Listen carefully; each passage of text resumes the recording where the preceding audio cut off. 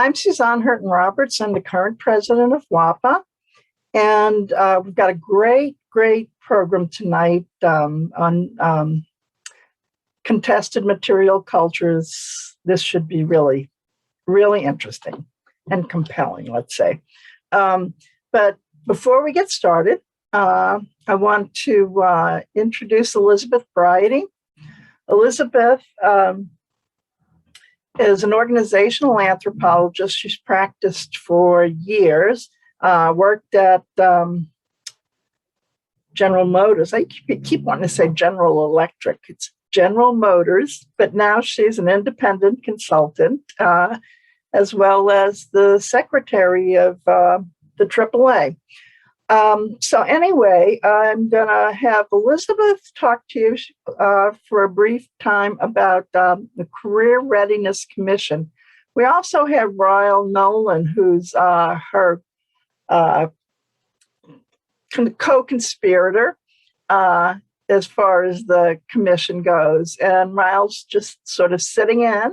And we all know Ryle, who's worked on development anthropology and the development of practice, actually, for quite some time.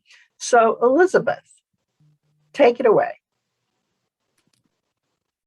Thanks for the nice introduction. We just have a short period of time. So Ryle and I want to just very briefly familiarize you with the Career Readiness Commission. This is an anthropology-wide commission. These are some of the organizations that are supporting us.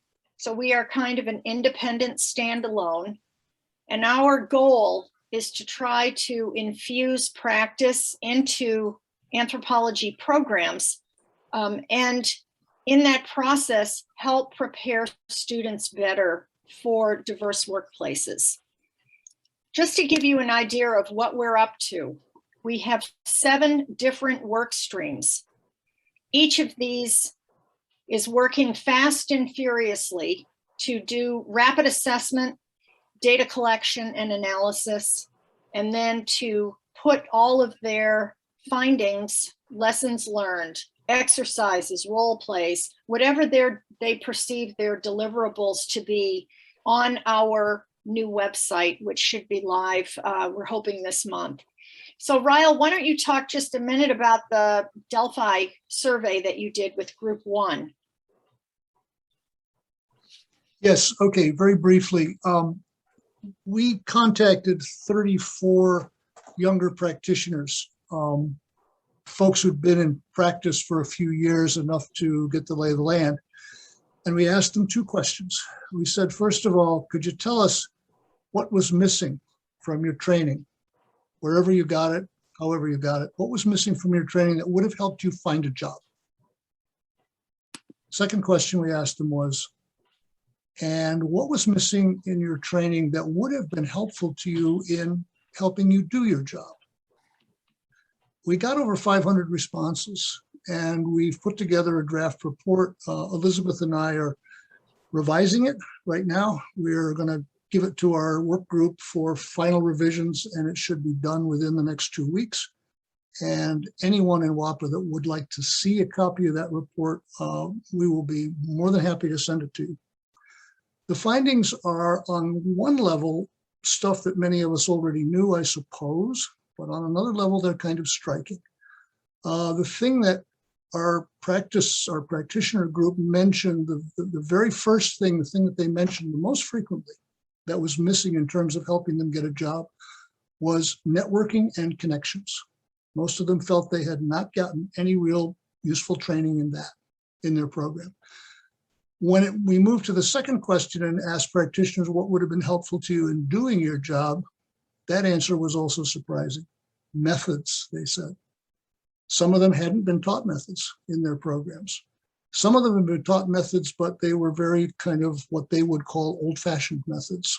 So there's a lot of work to be done, I think, in those 2 particular areas. And we are very interested in figuring out, once we finish the analysis of this body of data, we're very interested in figuring out what to do with that in terms of improving training. And I think that we will come back to you and to other groups like WAPA and say, please help us figure this out. What do we do with this now? We have 4 proposals at the moment into SFAA for the March meeting. And so we will be presenting some of our ideas for utilizing these data at that time. So I'll stop with that, I think. So all of the groups are, as I said, fast and furiously working to try to produce whatever deliverable that seems appropriate. Some are lessons learned, like Group 4, on departments that have tried to introduce application and practice. And we're particularly interested there in failures, what did not work, so that we can help new departments who want to try this out to avoid some of the mistakes. So at any rate, this just gives you a flavor, and I'll leave you with some thoughts. We know this has been very brief, but we're looking for your input. If you see any gaps, obstacles, please let us know. And to do that, I'm going to stop sharing, and I'm going to put our contact information in the chat so that you will have it. Just have to,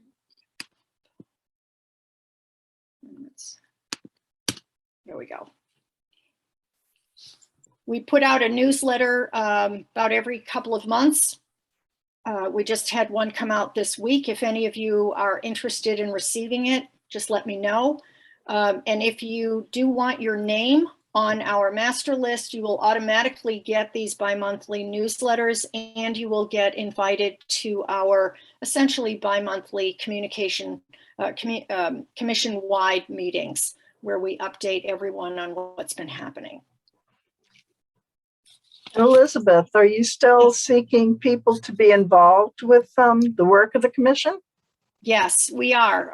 We are always eager to have new faces join us because we have people coming in and out. One of our goals is not to kill people in the process. We recognize this is a tough time for a lot of people with COVID and with the kinds of work that they're doing. And so people typically come in for at least 3 months at a stretch. Sometimes then they leave and they come back, or they just, just kind of hang out by the sidelines.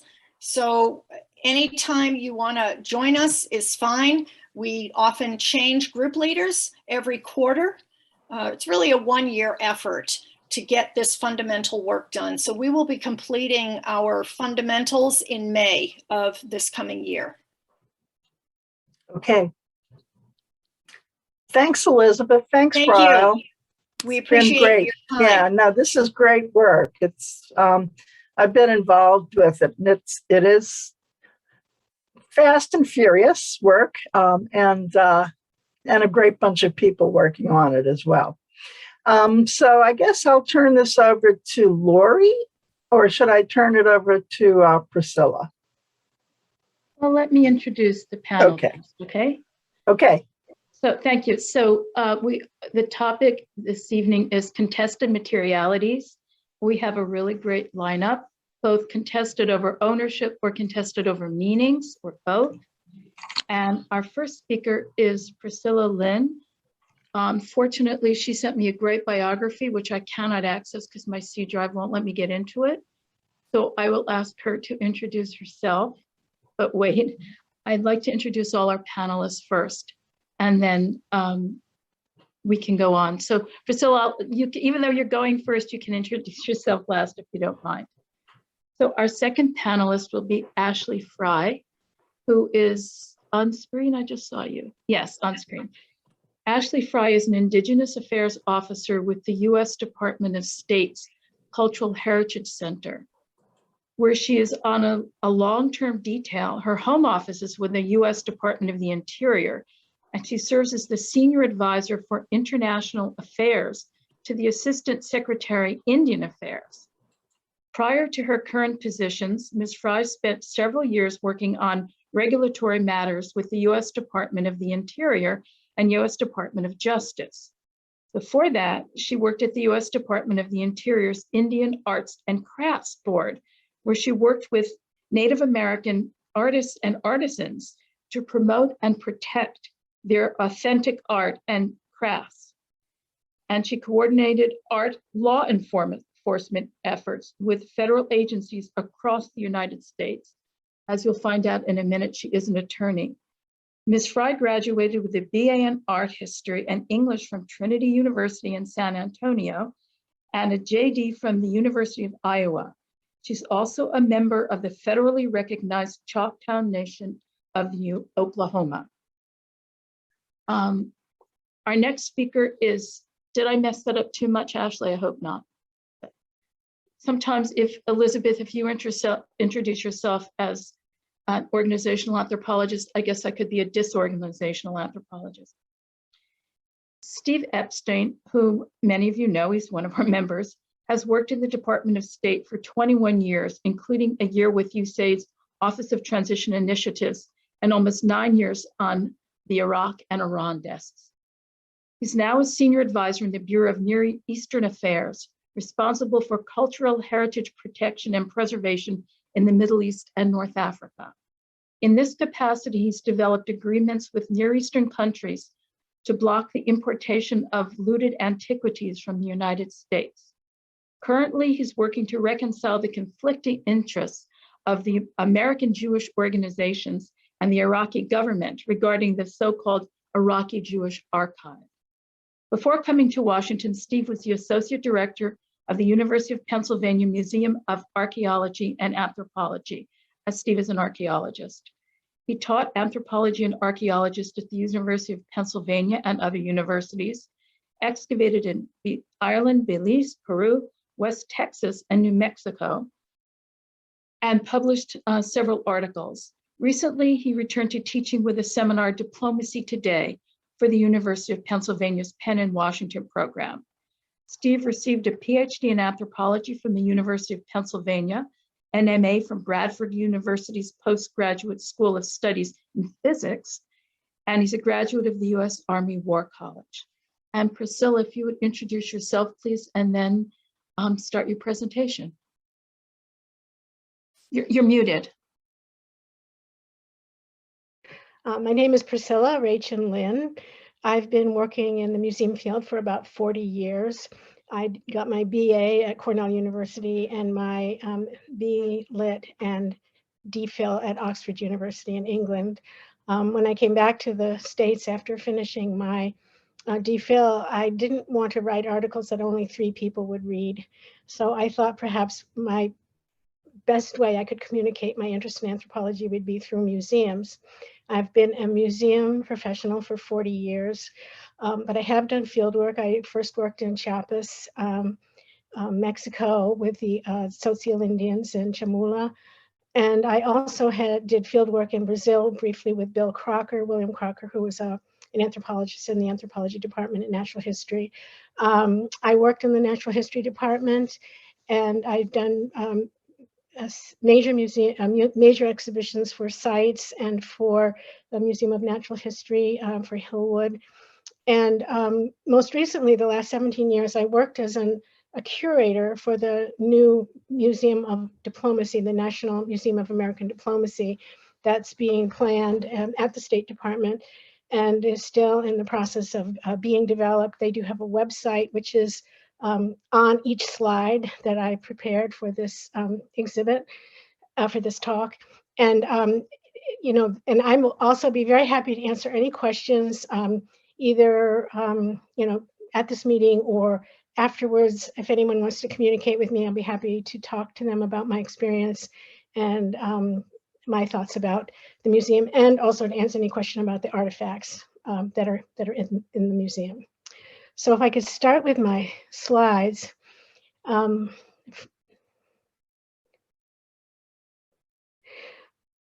this isn't the first slide. Okay, yeah, there it is. So I'm coming to this talk not from the point of view of collections that need to be repatriated, but from the point of view of what does a curator do when an artifact or artifacts come into the collections that are contested. And this only happened, fortunately, twice while I was a curator at the Diplomacy Center or the Museum of Diplomacy. Fortunately, both of these had, I think, fairly satisfactory outcomes.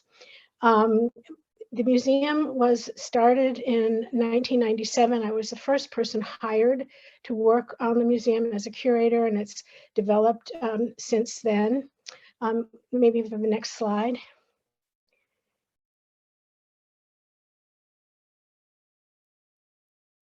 This is the front of the museum. It's on 21st Street. It's a pavilion, a glass pavilion.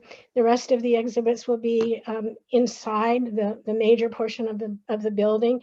At one point, this was called the New State Department, and just as a piece of interesting information, it had been the new War Department building. And when the Pentagon was built and the Department of Defense got developed, they moved the State Department into the new War Department building. So I always thought that was a kind of an interesting factoid about that building. So when you try to conduct thoughts about how to communicate a complicated idea like diplomacy to people who really basically know very little about it, it's a topic that, of course, people who are involved in it know a great deal about, but people who don't. So we basically worked off of three very broad questions. The next slide, please. What is diplomacy? Who does it? And why is it important to me? And the last question is the one that we really hoped would get people engaged in the museum and have a sense of the fact that diplomacy is not something out there that other people do, but something that has a very important impact on their lives. The next slide, please. So what do you put in a museum of diplomacy? Museums are not books on walls. How do you create exhibits that illustrate something so abstract, something so relational, something so rooted in sort of papers and signings and discussions? It's very difficult when you think about it. So first of all, of course, you have iconic diplomatic artifacts. You have passports, you have pens, you have medals. And the shirt from Cal Ripken is a wonderful example of what we call public diplomacy, which is track 2 diplomacy, sort of people-to-people diplomacy. It's the art exhibits, the cultural exhibits, the talks, the lectures, the exchange programs. And Cal Ripken was a sports diplomat for the State Department in the public diplomacy part of the department. And he was absolutely wonderful. He went around and coached Little League teams and, built up a great deal of goodwill, especially in Latin America. Next slide. The other things that are very colorful and mark a very visual way to express diplomacy are the gifts that come in from other countries and that they're shared by 2 diplomatic meetings. Very often it's the secretaries of state, but sometimes it was other diplomats. And here you see, for example, a piece from the Middle East with camels in an oasis, an Indian elephant, Vatican coins, a tapestry for Hillary Clinton that says it takes a village. And because we're going to be talking about something from Israel, I wanted to show a gift to Colin Powell from Ariel Sharon. My favorite thought about these artifacts, because I think I'm an anthropologist, is I like the way these artifacts spoke about what these countries were trying to say about themselves and what kind of image they were trying to present. I mean, sometimes they were very, just watches and clocks and things like that. But when they became sort of colorful and idiosyncratic, it was really wonderful to see how this kind of national entity was communicating with another national entity, one of our diplomats. Next slide. One of the hardest things about diplomacy is the danger that's involved in diplomacy. And we did have artifacts that depicted that. We had, for example, this bandana or this blindfold was worn by a Iran hostage who was held in captivity for 444 days. You can see on it the sweat and the tears. It is actually just a napkin from from the canteen or from the dining room. The second is the military defense, the museum guards who are the first protectors of the museums. The suit was worn by Prudence Bushnell, who was the ambassador in Nairobi at the time of the bombings in 1998. She was fairly seriously wounded, and the suit does actually still have some of her bloodstains on it. And finally, you see a seal that was damaged in an attack on an embassy. This was in Serbia during the Balkan Wars. And unfortunately, it's not our only seal in the collection that was significantly damaged. And next slide, please. My favorite aspect of diplomacy is the sort of ambiguous messages that get communicated. And here you see weapons. And in some sense, you're saying, okay, I lay my weapon before you, but don't forget, this is a weapon. And many of the weapons were given to the male, most of them were given to the male secretaries of state. The women seem to get jewelry and scarves and things like that, but the men seem to get the weapons. This is a sword, a beautifully engraved, decorative sword from Algeria. And the word, if you read Russian, is Kalishnikov. And it was given by the foreign minister Ivanov to Colin Powell during their negotiations. And it's full of vodka. You used to be able to buy these in the States. I don't know if they're still available. And Colin Powell always said he regretted that the collections took this artifact in because he would have really kind of liked to have kept it. So he always used to say that during his talks about the museum. Next slide, please. So who were the donors to the museum? It's really important to understand that many of them were foreign service officers, active, retired from embassies, consulates, other diplomatic posts, and of course their families, civil servants, the Department of State itself with its gifts, and of course artifacts actually found in the building, other government agencies, exchanges or deaccessions from other museums or presidential libraries, and of course individuals. Can you move on to the next slide, please? So this is my first story about a contested artifact. This is an 8-inch plastic and paper miniature Torah secured with a rubber band. The member of the public gave it to Secretary Kissinger in the early 1970s. The message on the cover in Hebrew reads, "As your world."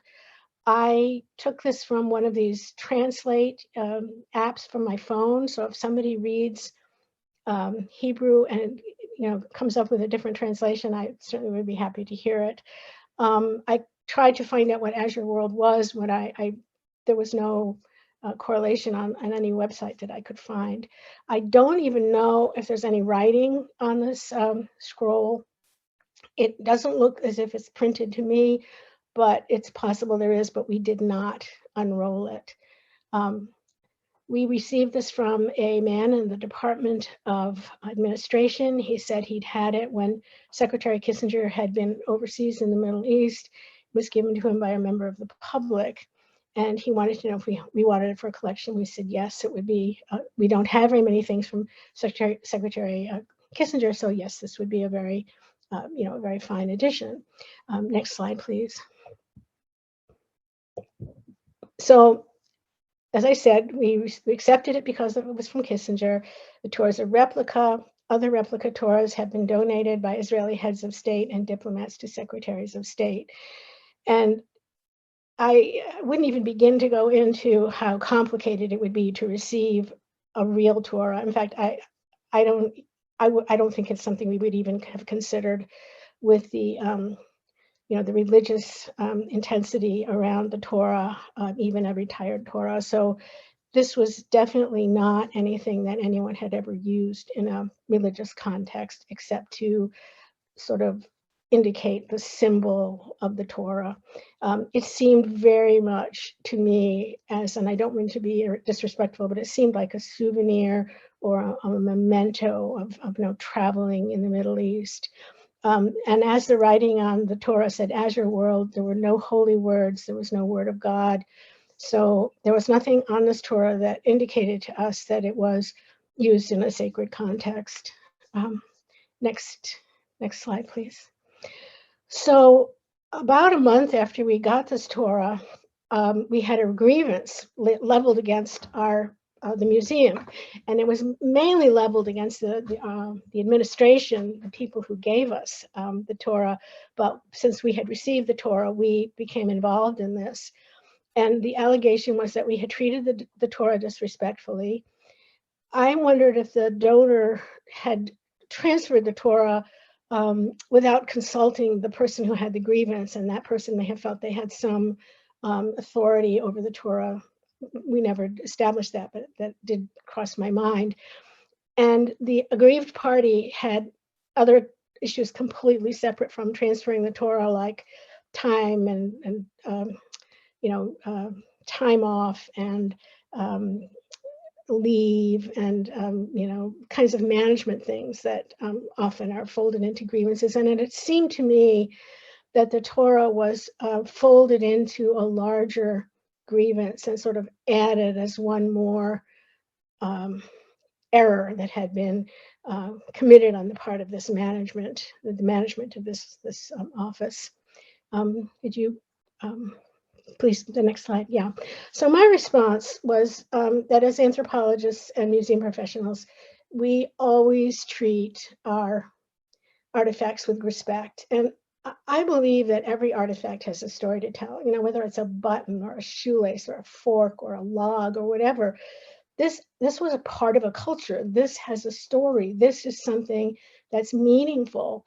And, every artifact, I believe, should have a certain kind of dignity and be respected. And especially, of course, anything that has a religious connotation. So we did not mishandle the Torah. Neither I nor my staff mishandled it. We kept it rolled in its cover. And of course, just for the purpose of documenting its condition, we photographed it without the cover, but it was never, mishandled.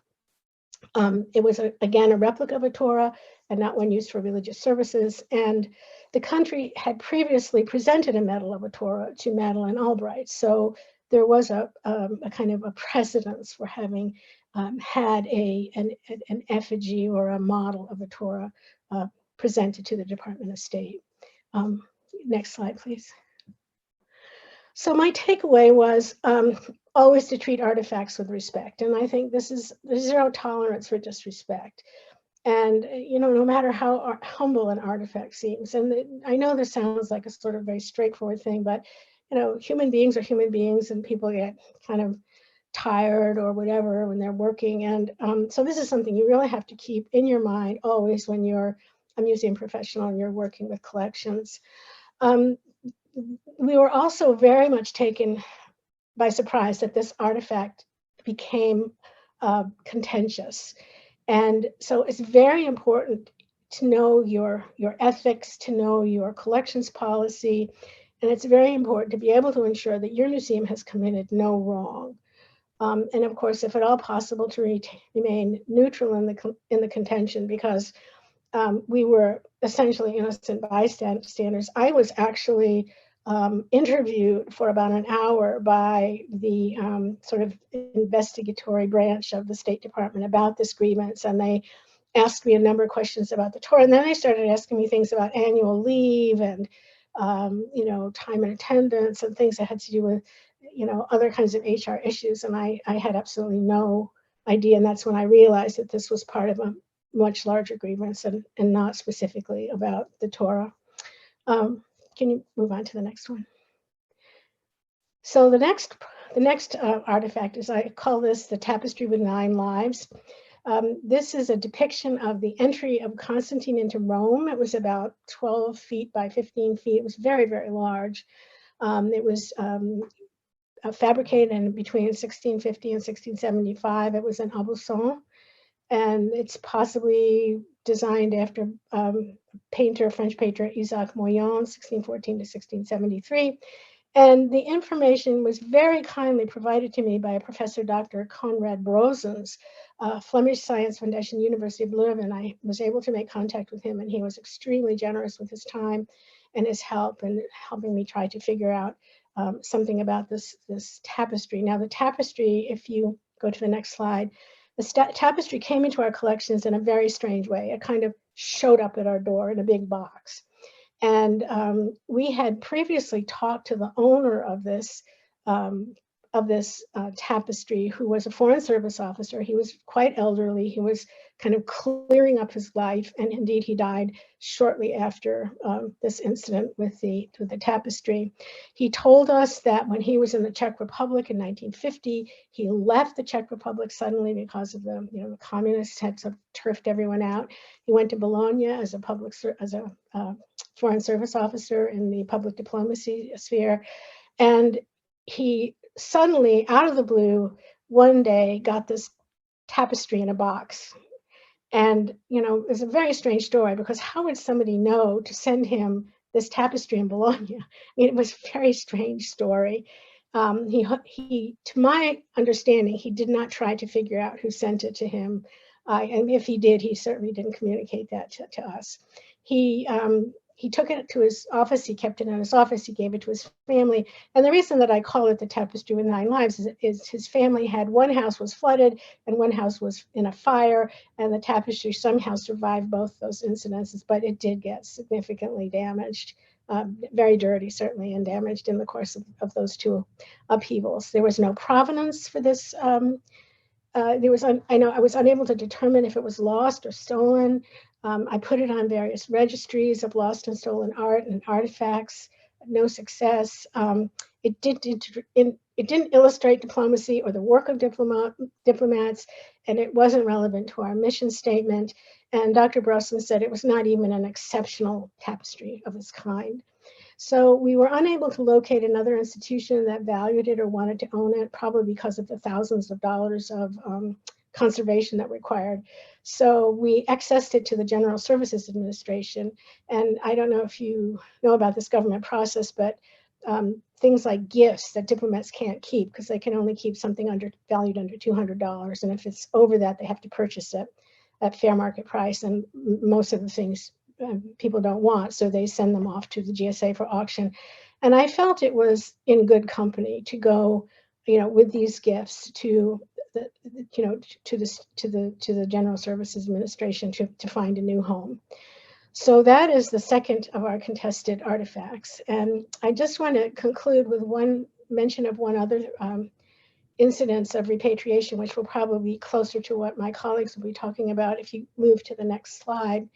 The takeaway from this experience was to be familiar with resources, so you can research if something like this comes, defend your decision, be in contact with museum staff. I had everybody support my decisions. I took the decision to every person along the way, the director and so forth. So everybody knew what we were doing.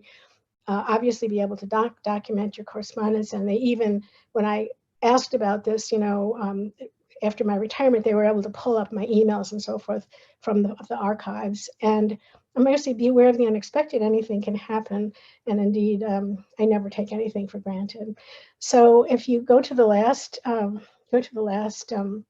slide, when I was working in the Department of Anthropology in 1987, they were in the process of repatriating the Zuni, I guess they call them the war gods. And I thought that the articles that were written about this repatriation were very interesting. And I just have added them here as a possible reference for anyone who's interested in following a repatriation story that's very complicated, lots of players, but was actually done with a great deal of personal satisfaction, no hard feelings, apparently no litigation, and it succeeded very, very well. So that's my story, and thank you very much for listening. Thank you very much, Priscilla. That was really interesting. And our next speaker is Ashley Frye. Ashley. Hi, thank you. I don't have any slides, so you're going to have to bear with staring at me for the next 20 minutes or so. But and Priscilla, thank you for your presentation. I was not aware of the Zuni repatriation from the early 90s, and I very much look forward to looking both of those articles up and learning more about it. As Lori mentioned, I am an Indigenous Affairs officer with the Department of State's Cultural Heritage Center. I've been there for about 7 months, and I have a few more months left on my detail. But I did work on international repatriation matters at the Department of Interior for several years prior to my current detail. And I intend on working even more on repatriation after my detail has wrapped up next spring. I'm here today to share with you about how and why the Department of State is involved with Native American international repatriation and the role that we play in the process. I'm not an anthropologist. I come at this subject because I love the visual representation of history. And I have a bachelor's degree in art history and was very much hoping to pursue that to a graduate degree, but things didn't work out and I ended up going to the much less interesting University of Iowa for law school. Well, Iowa's interesting, just law school's not. And so my first job after I graduated, I began my career at this small office at the Department of the Interior, the Indian Arts and Crafts Board. And I was able to work directly with artists and craftspeople on how to promote and protect their work. So we worked with them. The promotion aspects were about website development, presentation, guidance, social media engagement. And then the protection was more on the side of copyright and trademark protections that they could utilize to protect their work. And then also as part of that job, I worked with law enforcement, so with law enforcement agents, but also with US attorneys to enforce the Indian Arts and Crafts Act, which is a truth in marketing law that makes it illegal for people to sell art and craft work as Indian made when it's not actually made by a member of a federally or state recognized tribe. And after my work at the Indian Arts and Crafts Board, I spent a couple of years at the Department of Justice working on regulations, and then came over back to Interior to work on regulations again, and then found myself fulfilling an international affairs role within the Office of the Assistant Secretary for Indian Affairs. I mean, throughout my career, I've had the opportunity to work directly with Indian communities, and there are 574 federally recognized tribes in the US. That includes the lower 48 and Alaska. And the federal government has a nation-to-nation relationship with tribes and tribal governments. And in April, this current administration put out a presidential memorandum on tribal engagement and tasked all departments and offices, independent offices, with developing tribal consultation plans with the intent to put those plans into almost immediate action. So I think this is a fairly new territory for some departments and offices, but the current administration is very interested in encouraging that nation-to-nation engagement with tribes on any sort of policy, plan, regulation, programming that could directly affect Indian tribes or Indian land. In addition to our trust responsibility to tribes, we have an Office of Native Hawaiian Relations at the Department of the Interior, and they have a direct sovereign-to-nation relationship with Native Hawaiian organizations. The legal status of Native Hawaiian organizations in the Native Hawaiian community is slightly different than the legal status of tribal governments in the US, but Native Hawaiian organizations are included under the Native American Graves Protection and Repatriation Act, NAGPRA. And so we work with them as well as tribes on international repatriation requests. And we have had several tribal consultations and listening sessions since 2016 on international repatriation. And we've reached all the way up into Alaska. I haven't had the pleasure of going yet to Hawaii to consult with the Native Hawaiian community, but there's always next time, right? So international recognition of the importance of Indigenous rights can be found in the UN Declaration on the Rights of Indigenous Peoples. We also refer to it as UNDRIP. The Department of State represents the US at international organizations, including the UN, and UNDRIP outlines the rights of Indigenous peoples to human remains and ceremonial objects. And it also urges states to provide fair and transparent mechanisms for repatriation of items that are in a particular state's possession. And the US advocates for incorporating these elements from UNDRIP into various resolutions, decisions, outcome documents that are created as a part of international organization work. And we're not always successful, in large part because many countries do not recognize the rights of Indigenous peoples.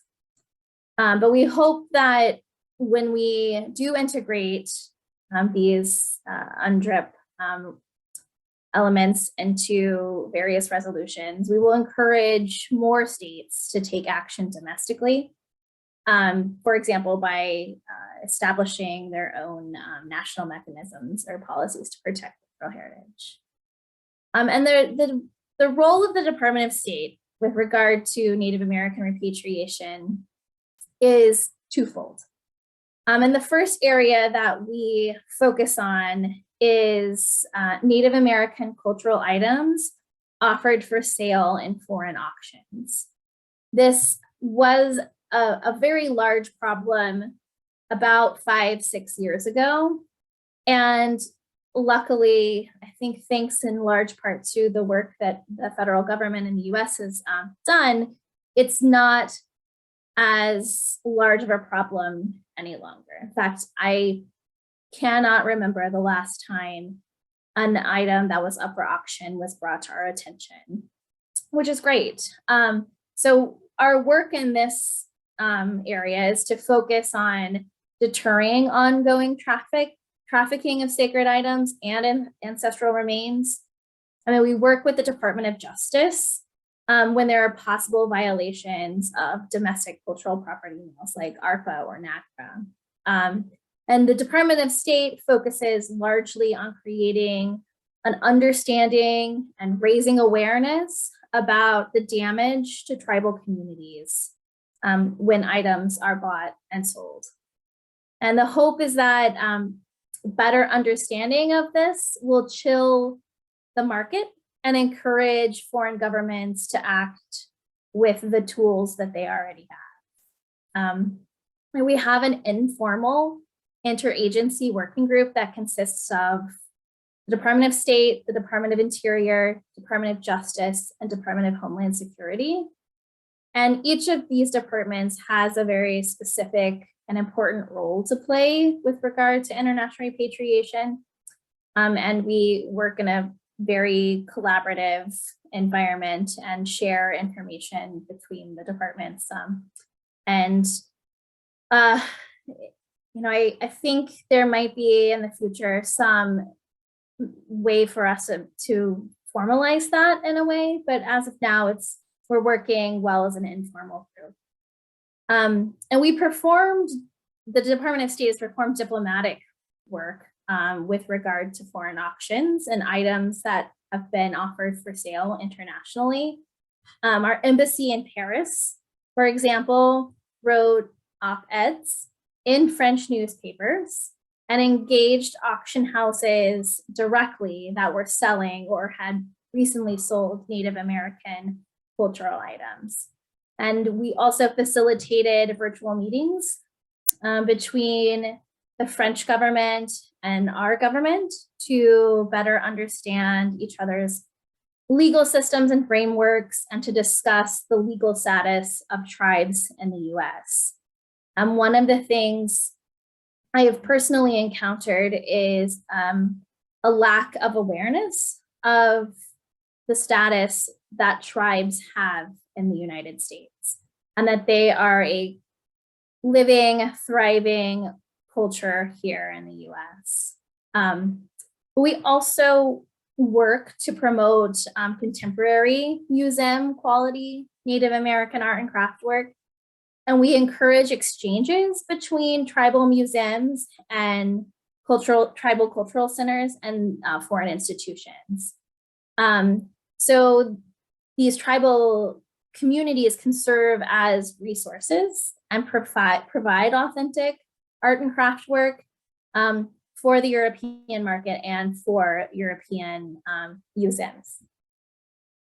And the second area that we focus on is the facilitation of the voluntary return of cultural items and ancestral remains that are currently located in foreign museums or sometimes universities.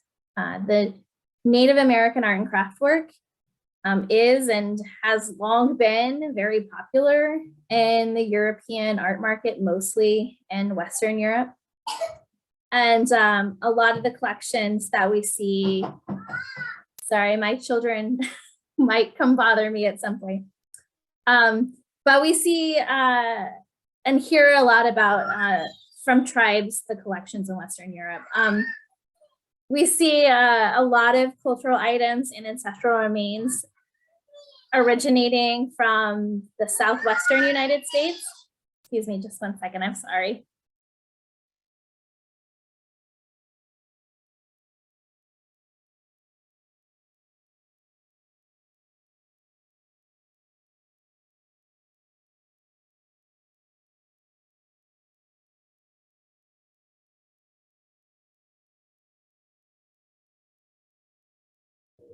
I'm sorry. My husband is out with half the kids and the other half are here with me. But we see a lot of cultural items and ancestral remains originating from the southwestern part of the United States and the Pacific Northwest, along with Alaska and the Northern Plains, so North and South Dakota. And then these cultural items and ancestral remains were usually collected by foreign museums a long time ago. So a lot of them came over to the country that they currently reside in the 19th century. Hold on to. The reasons for this are there's multiple reasons for this, but a few of them are the perception or the need to document what was seen at the time as a vanishing race. And then also there was successful popular fiction with Native American themes circulating in Western Europe at the time. And they're still, from what I understand, very popular. And then there was an interest in primitive art, in the art world wide. So as inspiration for the modern art movement. And many tribes seek repatriation without any assistance from the US government, and they're successful. And in fact, we encourage museums and tribes to work directly with each other. Tribes are subject matter experts on what is considered their cultural heritage. And tribes are the ones who determine the importance that they place on particular items or ancestral remains. And we have an awareness as a federal government of sensitivities around involving the US government in a situation where our presence isn't always necessary or welcome. And so again, we always try to encourage museums to work directly with the tribe when they can. And sometimes we may become involved when there's a sticking point or a challenge. A tribe or a tribal representative sometimes might need an official introduction to a foreign museum or the curator to a museum or the collections manager. And we're happy to do that. A lot of the times we work through our embassies to make those introductions. Or the foreign government may ask for an official request from the US. So in that case, we would write a letter of support for the repatriation, but then we would also encourage the museum to work directly with the tribe And sometimes the foreign institution just wants to know how repatriation is handled in the United States. And in that case, we reach out to our colleagues at the Department of Interior's NAGPRA program, and they are able to supply a letter that explains how any particular repatriation would be handled domestically. And over the years, we have definitely seen the greatest success when the direct relationships exist between tribes and foreign institutions. And I think museums definitely get a lot more out of it whenever they have that direct engagement with tribes. We've had a couple of successful repatriations over the last couple of years. In the September of 2020, the National Museum of Finland repatriated 20 remains from 20 ancestors back to tribes that are historically associated with the Mesa Verde National Park area.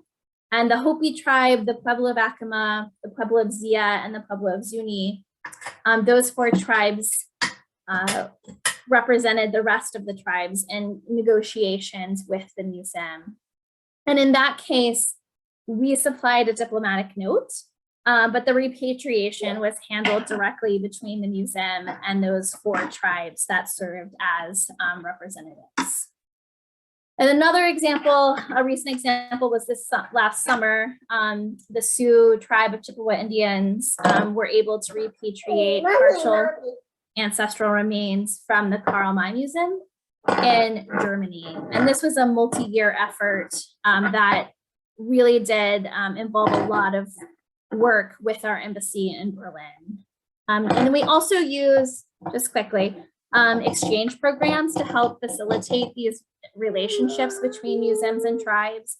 And both the Mesa Verde repatriation and the Karl May repatriation would not have been as successful as they were without an international visitor leadership program exchange, where several museum professionals from Western Europe were brought to the United States, met directly with tribes, traveled in Indian country, and discussed the importance of repatriation.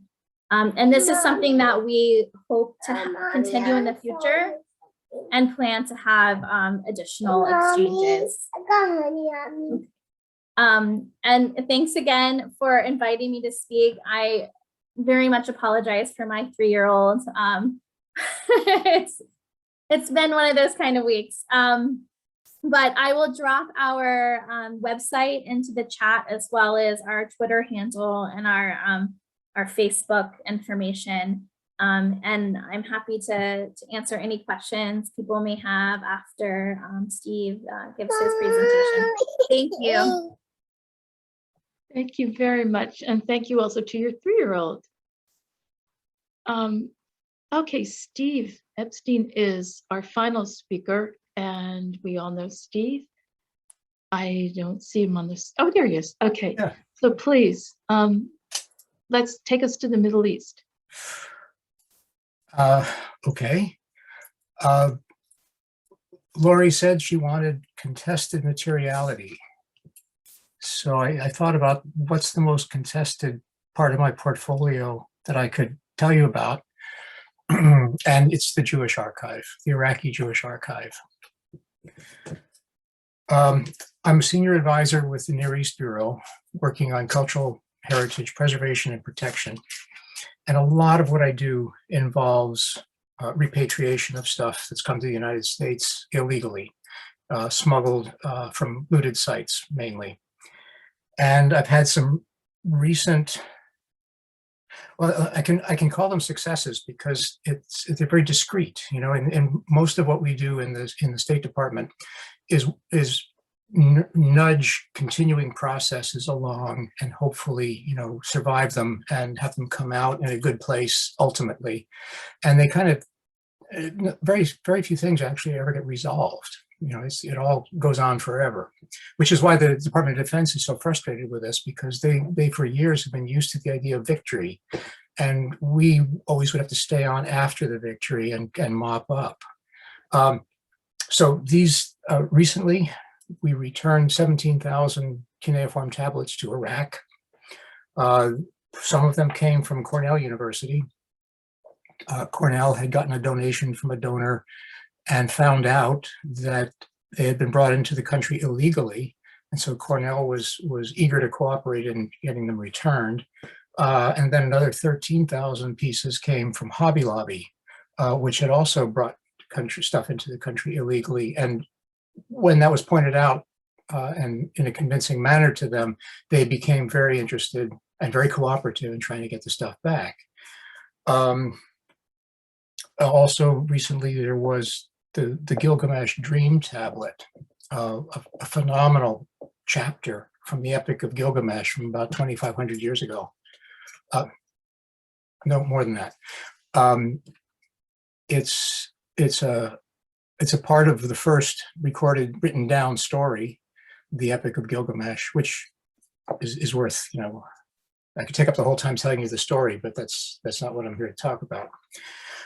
So it's a phenomenal piece. And when the Bible Museum found out, in fact, that it had entered the country illegally, they were very cooperative and eager to have this returned. The Iraqis were eager to have all this stuff back, but there were problems with, basically it's just the communication. Somehow the case was agreed, it was agreed by both parties that they wanted to give the stuff back. But there were details and failures of communication where nobody quite understood the other. And the repatriation took overall, I think, about 3 years before it actually was concluded successfully. Everybody's happy. The Bible Museum is happy. Hobby Lobby's happy. Cornell is happy. The Iraqis are thrilled. The 17,000 tablets went home on the Prime Minister's airplane as he was returning from a visit with the President of the United States. And he got off and was able to, you know, almost like a conquering hero, return with these wonderful, you know, pieces that he'd been able to return to his own country. So, you know, although communication was a problem and facilitation was important, it wasn't really contested. So the Jewish Archive is another story, and I'm happy to tell you about it. I'm not going to tell you any news about it, so because I have to be very careful about press leaks of you know what. Well, you'll see why this is sensitive, but I don't like to get out ahead of what people already know who are involved in the process. I've been working on the Jewish Archive now for about 4 years, and its origins, the origins of the problem, go back to the beginnings of World War I, at which time the Jewish population of Iraq was pretty well tolerated, pretty integral to the economy and culture and politics of the country. They had representatives in parliament, they had cabinet ministers, they had well-known music. The Jewish musicians were the face of Iraqi traditional music. That was a merger almost of the two genres. Everybody's grandfather now says, I used to have a Jewish business partner. It was a time they look back now on with some nostalgia. When Iraq was a more tolerant, diverse, and prosperous place, and safer. Things started to go really wrong when the Nazis started to not infiltrate, but to affect political thinking in Iraq and popular thinking in Iraq. And life got progressively harder for Jews in that country.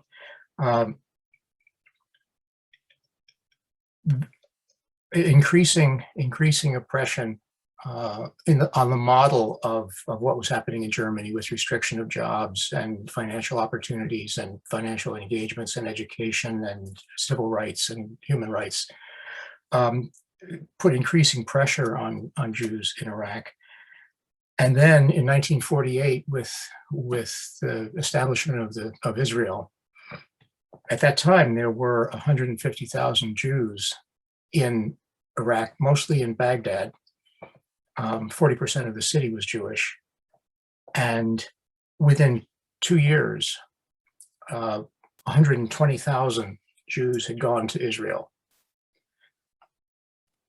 The Ba'ath regime, when it came to power under Saddam Hussein and his predecessor, put the finishing touches on the diaspora of Iraqi Jews. And in 2003, there were 34 Jews left in Baghdad. And as of yesterday, there are 4 left.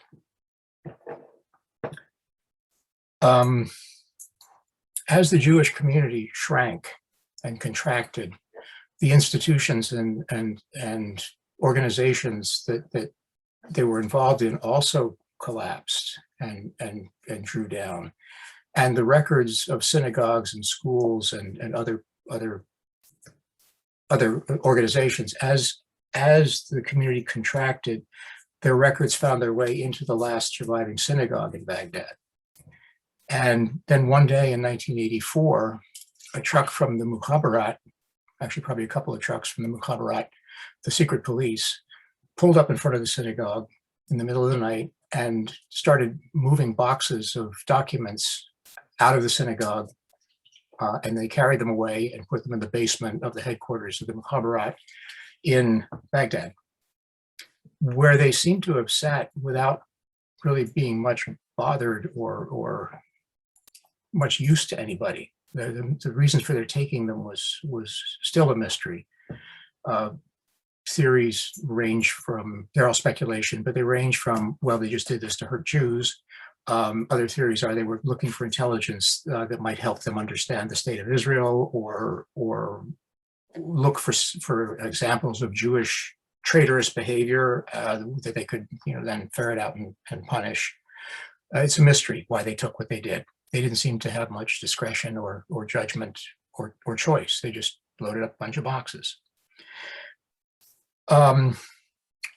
Flash forward now to 2003. We had special forces teams combing through Baghdad, looking through documents that they would find in Iraqi office buildings. And at the end of the war, we and the coalition had picked up, the teams had instructions, take every piece of paper you can find in an Iraqi office building. So we had 100 million documents, which the idea was there must be some evidence of weapons of mass destruction or other dangerous information somewhere in all this stuff. We went through it, and eventually we were able to return all 100 million documents to Iraqi possession. That was a number of years ago. One collection, however, the collection in the basement of the Mukhabarat, had been flooded because in the bombing of Baghdad, we had broken water mains, which flooded the basement. And somebody saw in the stuff floating around in the basement with chest-high water, Hebrew writing. And they got in touch with an official who had gone over from the United States to help work with the occupation government, who was Jewish and considered this a very significant find. And he was well connected politically with Cheney and Rumsfeld back in the States. He got the message to them that there is this important trove of Jewish documentary material in the basement of the Mukhabarat, and we had to do something about it. So we did. The National Archives and Records Administration in Washington sent an expert consultant out to the field to look at the stuff and figure out what we could do about it to rescue the material and stabilize it and ensure its protection. Just by kind of coincidence, because I had nothing official to do with this. I just was in Baghdad at the time doing other things with USAID. Someone said, "Oh, come, you should see this." And so I got a look at the Jewish archive at that time as it came out of the cellar. And it was in aluminum trunks. And I thought at the time that it looked like lumpy oatmeal with black mold on it. It was a mess. So the National Archives removed the material with the permission of CPA, which was under the rules of international rules of warfare, was in fact functioning as the government of Iraq. So it was officially with Iraqi governmental approval. It was lent to the United States for purposes of preservation and exhibit. Emergency treatment was done in Houston at a laboratory facility they had there. They freeze dried it.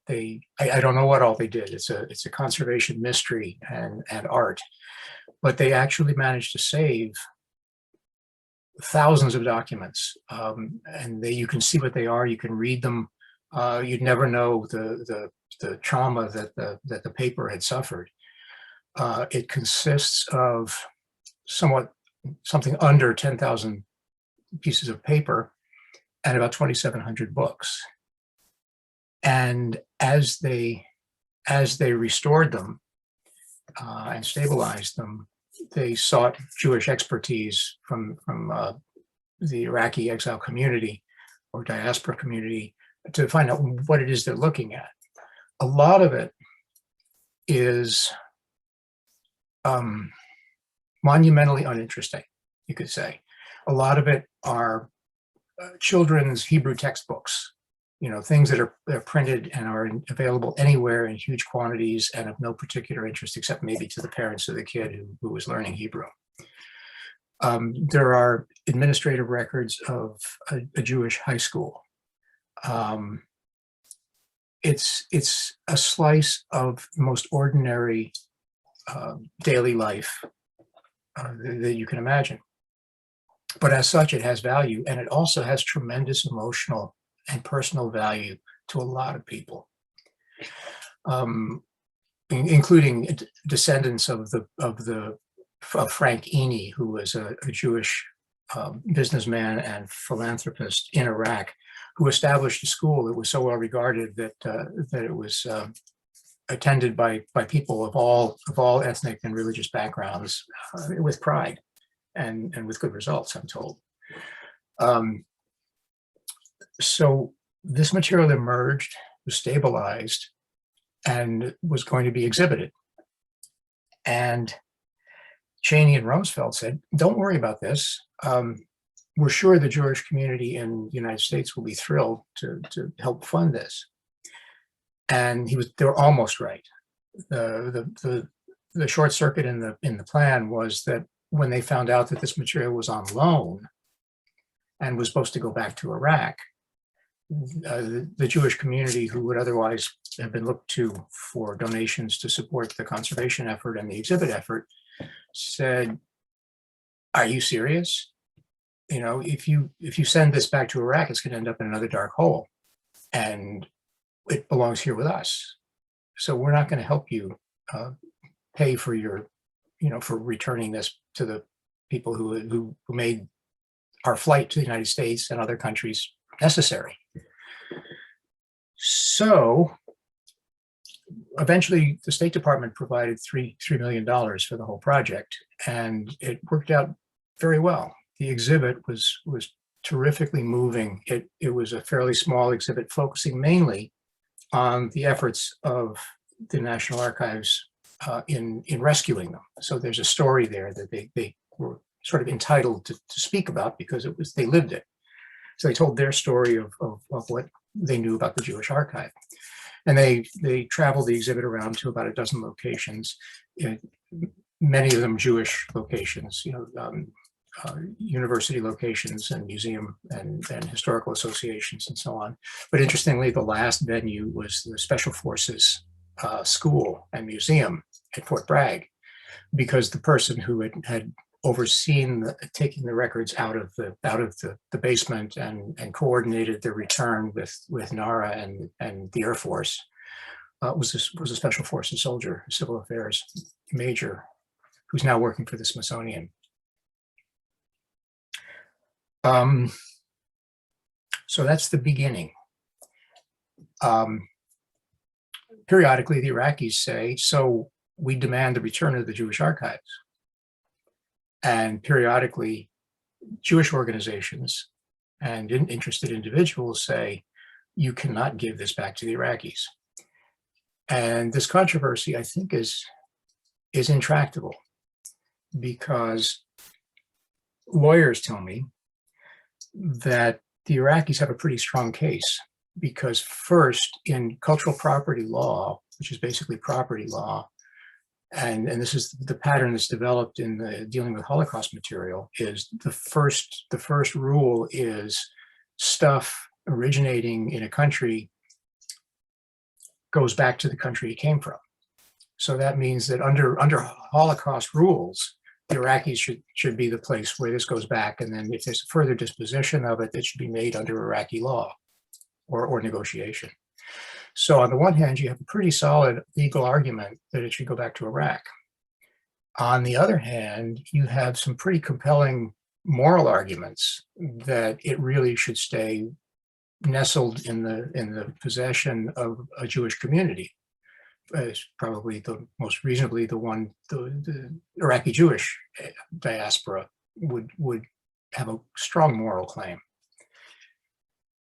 This is hard to reconcile.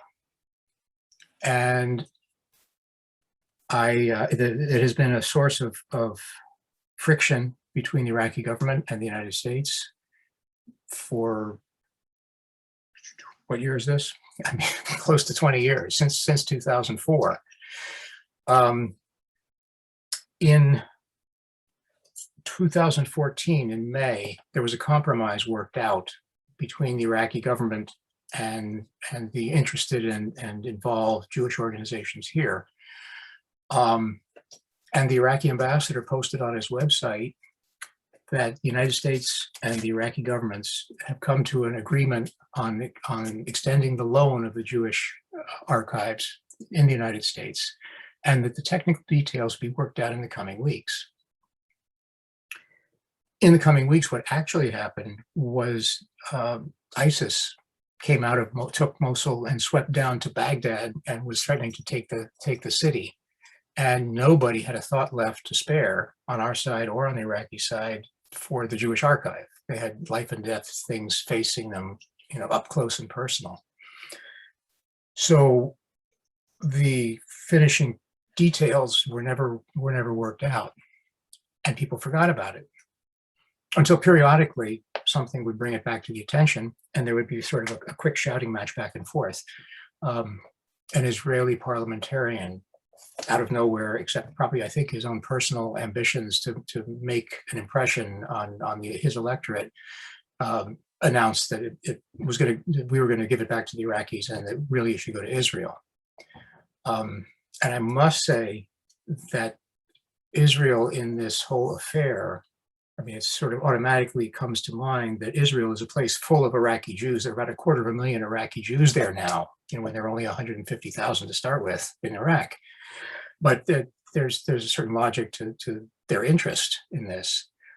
But unfortunately, political sensitivities, even among enlightened and most progressive Iraqi political players, they recognize that mentioning Israel is a kiss of death for any kind of a rational discussion of what should happen to this material. And the Israelis have really been very restrained and helpful by not jumping into this discussion. So the arguments on the Jewish side are pretty obvious. That this is our people, our traditions, our relatives. Some of us, people have walked into the exhibit and seen a picture of a high school picture of a young student and recognized themselves. I know of 2 cases where that's happened. Things like that can bring you to tears. So we have the 2 irreconcilable pulls. On the Iraqi side, it's been interesting to try and figure out, well, why would they want it? And the rough and ready, easy thing is cheap political posturing in Parliament is certainly one thing. Periodically, someone will stand up and said, you've taken away the Jewish archives from us. It's ours. We're a sovereign country. You're disrespecting our sovereignty, and you're neo-colonial swine. It's a political stance. However, it's a lot deeper than that. I've been trying to ask people, what do you think and why? And there's some pretty sophisticated and enlightened, by what I would consider enlightened, thought on this. For example, minorities, Christians especially in the north of Iraq, generally want this material returned to Iraq because they are a minority trying to survive and hold their space in Iraq. And they see evidence of a strong and constructive and respected Jewish presence as providing cover for them, because they would like to actually have that status now. So they see the Jewish archive as documenting their claim to being a component population of a modern Iraq. It's pretty good. I went to a luncheon that the Iraqi ambassador hosted for interested Jewish organizations on this question, and they asked him, "Why do you want it back?" And he said something that is, I mean, so elegant and perfect, is because Iraq can never let itself forget that it once had a thriving Jewish community. Whoa, you don't come up with a better answer than that. That's pitched perfectly to the sort of thing that we would like to encourage. We want Iraq to develop into a multi-ethnic, a diverse, tolerant place, and they're claiming that that's what they want to build toward. There are hazards, of course, but there's that line of thought that's taken very seriously by some people in Iraq. Another reason that they're interested is that ultimately they would like to use it as a foundation of a museum for the Iraqi public about the corruption and cruelty of the Ba'athist regime. Now, it goes back before the Ba'athists, but certainly the Ba'athists put the finishing touch to it with some pretty creative and vile things. But the idea of an oppressive tyranny, which went back to the time of the Germans, is something that they're on board with. They think that the Jews were a constructive and important part of Iraqi society until they were forced to leave by an oppressive tyranny. Another good message. So the whole question is, I decided that it is imponderable, and that fortunately, I would not be the one who would be making the decision of what to do with it, because there is so much political interest in this that whenever anything stirs on the Jewish archive, one way or the other, or there's rumor around, we start to hear from Congress, and not just from Congress, but it's from like Schumer. It's right at the top, and even Ted Cruz co-sponsored a resolution saying that the United States should ensure that it guarantees the security and access to the Jewish archive. So this decision is going to go much higher than me if it's made in the State Department at all. So who knows where and when it will come down. I tell people this so that they don't, so that they're willing to talk to me without shouting in my ear. So I have taken an approach which I'm guardedly hopeful about. I'm certainly excited about. And that is that I will not speculate on where it goes eventually, but that what I want to do meanwhile is change the discourse. And here's where I think materiality comes in. Right now, there are strong personal, emotional attachments to this collection, but basically the argument has come down to a football match, and the Jewish archive is the football. There are 500 pages of fairly boring documents because they're just in a box in the dark in a secure location at Nara. And the discussion is about, it's mine. No, it's mine. You can't have it. I have this argument. And it's just purely possession. Who gets it? And that as soon as you enter into that room, a fight breaks out. You say something to one group and they feel encouraged, and the other group is horrified and outraged. This is not the environment in which any kind of a reasonable, constructive, and humane solution to this question is going to be worked out. So just the material itself is not going to give us an answer. What I am planning to do is I want to send another exhibition out on the road, bigger than the one that we had made before. And this exhibit will be about the role of the Jewish community in Iraq, how they contributed to the building of the country, to its prosperity, to its culture, until they were forced to leave by an oppressive tyranny. And that when they left, they didn't just disappear. They took their Iraqi heritage and their Jewish heritage with them around the world. And we can find their stories in the Jewish archive. So the exhibit that we're envisioning is that there'll be maybe 20 objects from the archives, and they will be portals. They'll be made into a traveling museum exhibit, and the visitor will encounter these objects, and they will be the touchstones or the portals that they will carry them into the digital world of the Jewish archive. Now, the National Archives scanned all of those documents for us. So there is a digital record of the material record.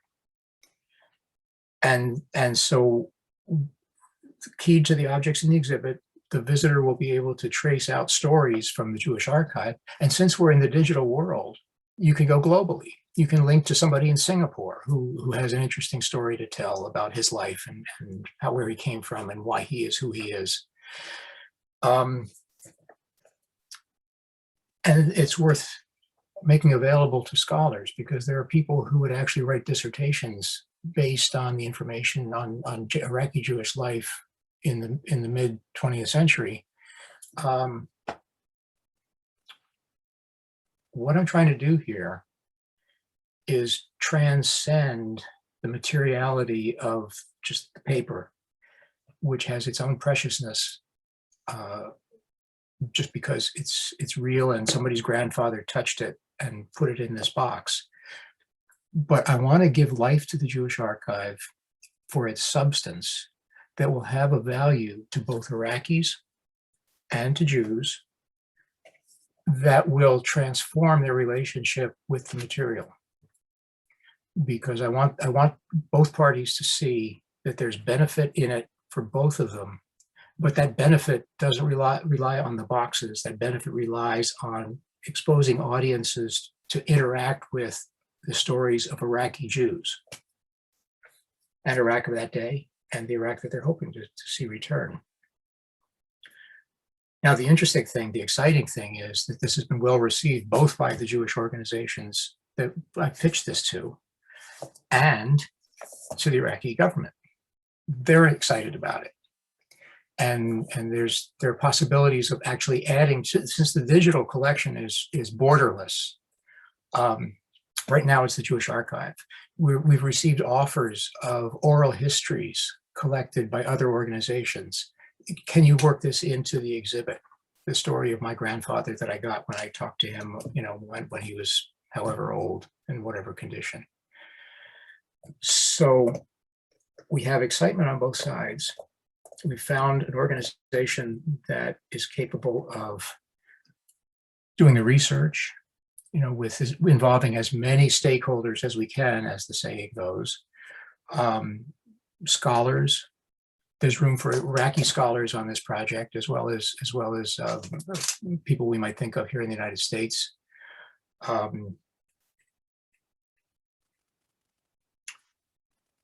It can be expanded as more and more manuscript collections from the Middle East and from Iraq are scanned. They can be linked to the Jewish archive to form an Iraqi Jewish library, which makes research even more accessible and makes tourism, if your finding aids are good, your tourism or pilgrimage even more rewarding, So the idea, if this is a big success,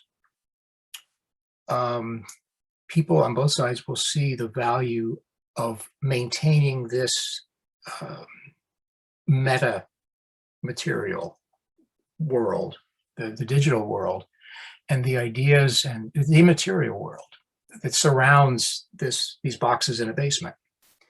So if we can get them out of the materiality and into the immaterial aspects of it, we could have a success here. Oh, and I left out the best part about the organization that's going to do the exhibit. They're also going to raise the money. I asked them, can you get $1 million? And they said, sure, no problem. So that's a contested materiality problem in repatriation. And the repatriation part is still up in the air. I have no idea where it's going to land. Thanks. Yeah, thank you very, very much, Steve. That was really terrific. What a creative anthropological solution. Okay, we generally have questions and answers now. I am going to take the prerogative of the moderator and ask the first question, but please, if you want to ask a question, you'll see at the bottom of your screen a little icon that says reactions. If you click on that, you can raise your hand so I know whom to ask. So my question to all three of you is, how has working at the Department of State helped you to help the people whom you wanted to help? And how, if at all, has it hindered you?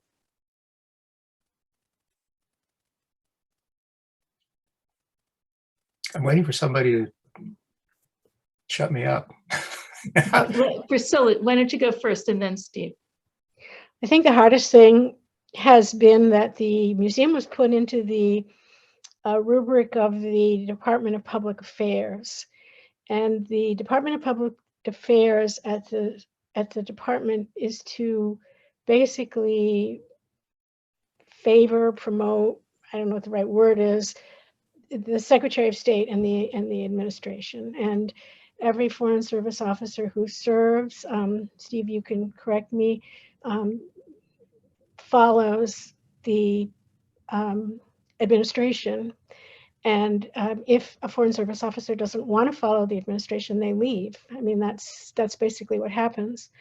So as a museum, it's very important to try to remain as nonpartisan and as clear-eyed as possible. And I was really willing to go in there and tackle the controversies of diplomacy and feet first, you know, what happened in Vietnam, what happened with American Indians, what happened, you know, there are a lot of issues in diplomacy that, you know, they're full of angst and discussion, contention. But this isn't something that a lot of people were real interested in. So I think it's very difficult to, you know, create a museum that with the intent for the museum to be nonpartisan and, I don't know, objective is kind of the wrong word, but, you know, to try to capture the reality of what diplomacy is at the same time when there's a whole sort of a political encasement around it. And I hope I'm not speaking out of turn here. I'm no longer, you know, I'm retired, so I'm not in the department, but this was always a concern. And the alternative would have been to put the museum in the Department of Management. And management is they run the diplomatic reception rooms, this very beautiful collection of decorative art that the Smithsonian has. So that would have seemed to be the logical, you know, home for the department for our museum. But I don't know where that stands now. I haven't been in touch with the people who are in charge of this. Maybe Steve knows more about it than I do. But I would say that, you know, every museum, whether it's, you know, the Smithsonian or, you know, this is a problem. You know, how honest can you be? How direct can you be? How much of the truth of the story can you tell? And it's not just the State Department. I mean, surely it's every museum. The Smithsonian faces this as well. But I just think that, you know, we had a special mission, and we had a lot of work ahead of us to try to sort of clear this pathway. That's That's an interesting comment, because you really, putting a museum in the State Department really puts you right in the middle of that question. Like, well, how are you going to present this? I mean, the Smithsonian exhibiting the Enola Gay ran into that famously a couple of years ago. I remember at Penn at the museum, there was discussion about how anthropology really should be right in the middle of the race discussion, because we claim to understand what the hell it is, and the world needs enlightening. But we had trouble getting curators on board because they thought that we really should remain objective or above the fray or something. And if we tried to do a popular outreach, it would sort of compromise our. And as a result, a lot of anthropologies become kind of irrelevant because of that attitude. And it's the practicing anthropologists who are out there, with their sleeves rolled up, dealing with the world. But the State Department is interesting because how do you not tackle that? I had something similar in the course I did for the Penn and Washington program with Diplomacy Today. And without being specific, I sort of asked myself, and I kept asking my students, am I being fair? Because I don't want to expose you to what I consider to be diplomatic malpractice. I had some latitude there, and they let me get away with it. But you're right in the middle of it in a glass house, in that glass pavilion. So it's a tough one. The way I've reconciled it personally, through, I worked briefly for Bill Clinton's administration, and then everybody since, up and down and sideways. And the thing that has kept me interested and comfortable, ethically, morally, and in terms of job satisfaction, has been that I've managed and had the good luck never to have to confront directly anything that turned my stomach. And at this stage in my career, one of the things that I'm excited about after years in political military affairs on the Iran and the Iraq desk, I'm excited about actually working with cultural heritage, which of course is where I grew up, because it's a safe space. Everybody basically, except Daesh, except the real fringe groups, sees the value of it. The Libyan ambassador told me that in her country, there is only one institution, one government institution that actually functions across the entire country, no matter who's in charge on which side of a civil war. One institution functions nationally, and that's the Department of Antiquities. And it's because it's a little bit separate, a little bit safe, and very deep. Everybody can feel some connection there, even if you're shooting at each other. Holy mackerel. That's phenomenal.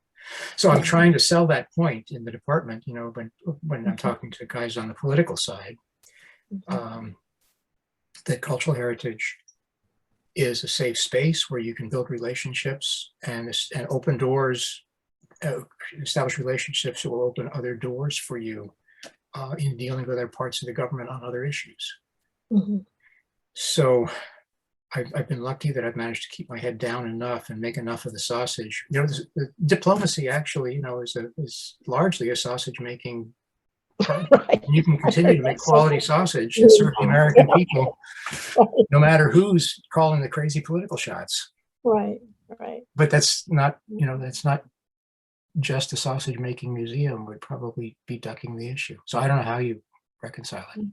Well, one thought I had was every time one of these incidences or it's more than an incident, these troubles would arise, there was always more than one point of view. And if you could tap into the resources of the time, so if you had, for example, when the United States was trying to take colonies, you had very anti-colony newspapers and commentators and writers. And so if you could present the point of view at the time, at least you could show that at the time, this was not a unilateral or a totally accepted experience. Now, I don't know how the historians are going to be handling it, now, because that was a while back. But I always felt that if you could show that, with Vietnam, for example, so much contention. And if you could show both sides or multiple sides, then at least people come away thinking, wow, that was really complicated. There wasn't an easy answer to this. Yeah. And so that was one approach, at least, that I thought might have some traction. Mm-hmm. Mm-hmm. Something that I noticed, and I've never asked anybody about, and I've never heard any comment on, is that I was going in and out of the 21st Street entrance for all the years of the previous administration. And as you walk through the doors into the building, there is sort of the gallery itself is a bit elevated from street level, and you go up ramps, but that balcony-like effect where you walk in has glass partial wall to kind of keep you keep the people who are on the upper level from falling down onto the people entering the building. But blasted into frosted glass letters, it says the Hillary Rodham Clinton Gallery. And I just wondered if Secretary Pompeo never noticed that, or whether he was okay with it. Well, I think once it's etched in glass, it's pretty hard to change. I was just talking to my husband about this the other day. I have no idea how that came about. It was after my time. I think it's I'm not going to get into that, but but it is there. There's no question. Yeah, you're seeing something that's there, and definitely was a decision. I think it was probably made during the Obama administration. Ashley, you haven't had a chance to respond. Would you like to say something? Sure. I mean, I think one of the largest stumbling blocks that we encounter in working with tribal governments in the cultural heritage realm is approaching them and saying, I'm with the government, but I'm here to help you. It's not been a successful history, to say the least. And so, there's a lot of, for good reason, hesitancy in sharing the importance of cultural heritage with us. And I know a lot of the sensitivities around, especially sacred items, funerary objects, and ancestral remains. Each tribe is different. And so we don't have sort of a one-way that we approach the situation. It's really on a tribe-to-tribe basis, but a lot of times there's sensitivities even around speaking about human remains, for example. And so having that rapport with tribal leaders is sometimes difficult, but I think that where we do need to be involved is when these foreign governments or foreign institutions will reach out to us directly. And at that point, we have to respond, and we'll always do so with the knowledge of the tribe that has originally requested the repatriation. But a lot of times tribes do not have an awareness of what exactly is available in foreign collections. And that's a blind spot for us as well. And we, as a working group, we're few in number, and we all have other duties that we attend to, and repatriation is only a part of our portfolio. So we don't have the bandwidth to mine publicly available collections information.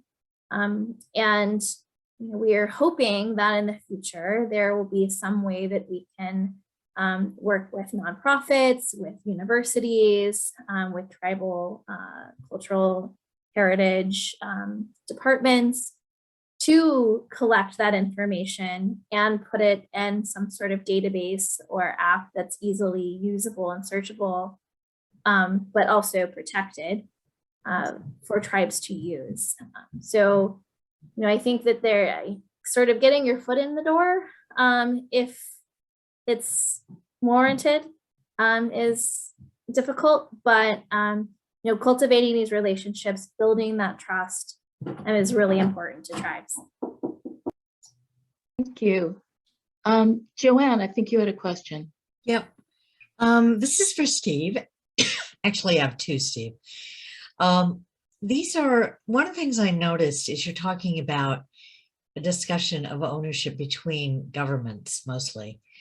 And I had two questions about this collection and sort of chain of title. First of all, is there anything in this that would be considered Beniza or sacred trash, which would be, sorry, change the ownership altogether? Issues. And second, what happened to the synagogue and what's their role? What's their role in this?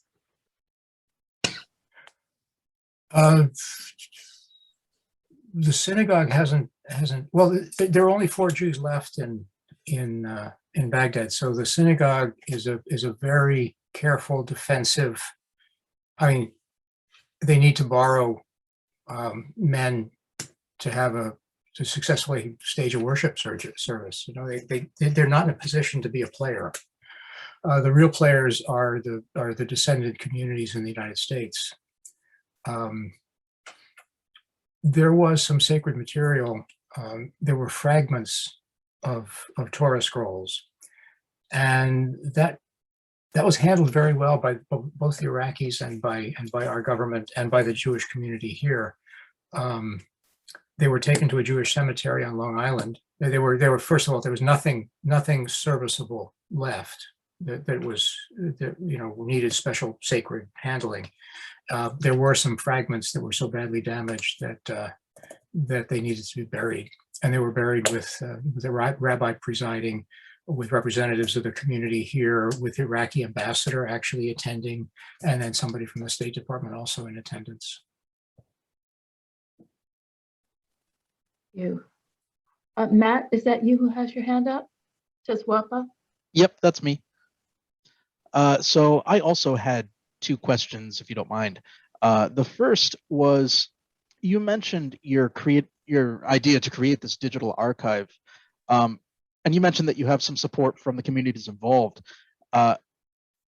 For the people that are against it, what is their argument for not doing it? I'm going to be a little reckless and say I have the support of everybody for this. I had a roundtable. I prepared a prospectus that was a more elaborate description of the product, of the exhibit, and the digital library and the surrounding programming that I'm hoping to bring together for this. And even the most verbal critics, criticism generally on this side of the ocean is you're going to give it back to the Iraqis. They don't deserve it. You should give it to us. I mean, that's it in a nutshell. And the most verbal advocates of that position were interested in this and wanted to participate. So they like the idea. Where the concord breaks down is as soon as you say, and here's what we're going to do with it when it's all over.